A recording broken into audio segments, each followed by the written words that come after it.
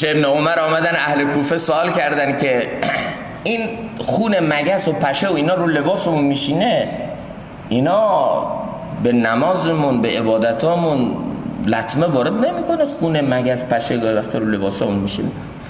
حضرت عبدالله ابن عمر رضی الله تعالی عنهما گفت نالایق‌ها، کوفی‌ها، بی‌وفاها، ادعای محبت حسین کردید، دم دوستی حسین زدید، حسین رو به کربلا کشوندید، اونجا حسین خون حسین رو ریختید، سوال نکردید این جایزه یا ناجایز. حالا از خون پشه و مگس سوال میکنید.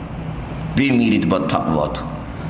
چه تقواییه که خون پشه و مگس رو لباس اذیتتون میکنه؟ خون نوه رحمت للعالمین رو با بی‌وفایی هاتون، با قداری هاتون، با ادعاهای دروغین و محبتتون تو کربلا ریختید که غیرت هم شما رو نگزید، عین خیالتون هم نشد.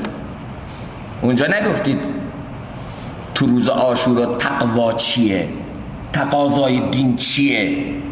حالا اینجا دارید از خون مگس تو نماز سوال میکنید رو لباستون چی بیفته. این تقوا دروغیه.